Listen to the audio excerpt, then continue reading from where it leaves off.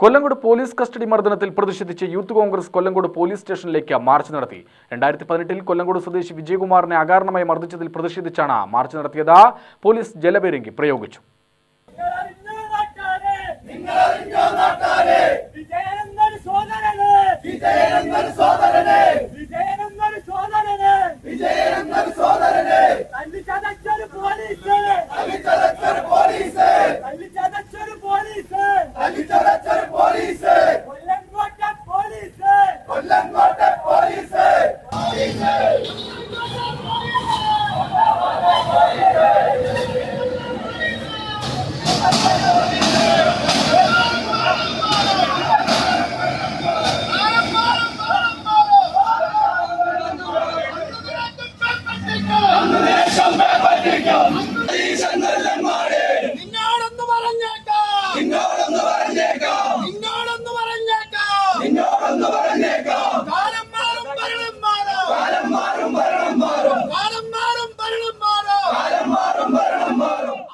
അന്നത്തെ CI സലീൽ ശങ്കറിന്റെ നേതൃത്വത്തിലായിരുന്നു ക്രൂരമർദ്ദനം.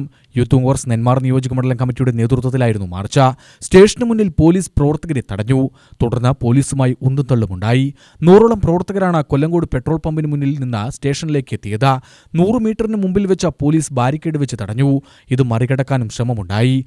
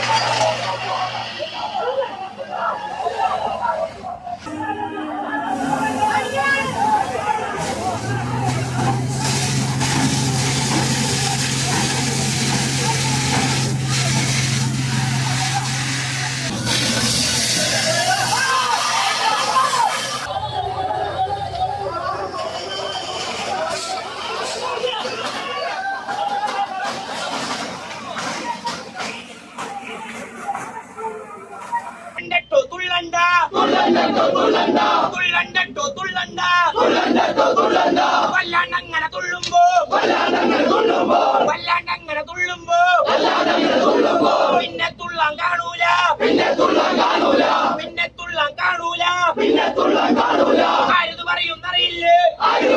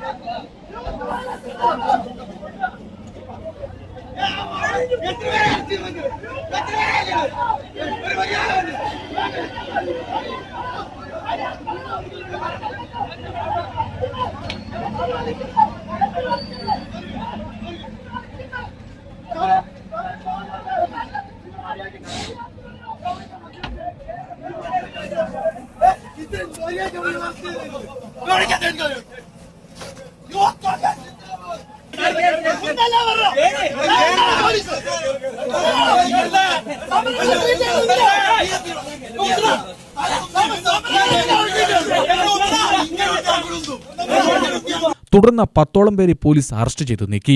വൈകിട്ട് 6 മണിയോടെയാണ് മാർച്ച് ആരംഭിച്ചത്. കൊല്ലങ്കോട് പോലീസ് സ്റ്റേഷനിൽ ലോക്കപ്പ് മർദ്ദനത്തിന് നേതൃത്വം നൽകിയ അന്നത്തെ കൊല്ലങ്കോട് സർക്കിൾ ഇൻസ്പെക്ടറും ഇന്നത്തെ തൃശൂർ ACPയുമായ സലീഷൻ ശങ്കറിനെ സർവീസിൽ നിന്ന് പുറത്താക്കണമെന്ന പ്രവർത്തകർ മുദ്രാവാക്യം മുഴക്കി.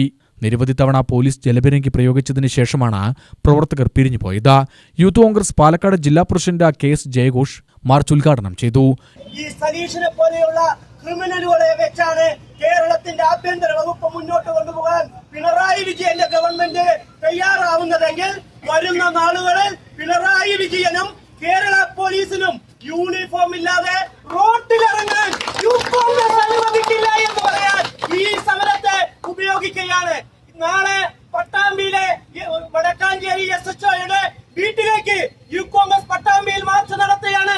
ഇന്ന് വടക്കാഞ്ചേരിയിലെ 2-3 KSU സഹപ്രവർത്തകരെ അറസ്റ്റ് ചെയ്തത് അവരെ കോടതിയിൽ ഹാജരാക്കുമ്പോ കയ്യിൽ വിലങ്ങ് വെച്ച് തലയിലും മുഖത്തും കറുപ്പ് കൊണ്ട് മറച്ചുകെട്ടി അതിക്രൂരമായ രീതിയിലാണ് ആ 3 KSU സഹപ്രവർത്തകരെ കോടതിയിൽ ഹാജരാക്കിയിരിക്കുന്നത്.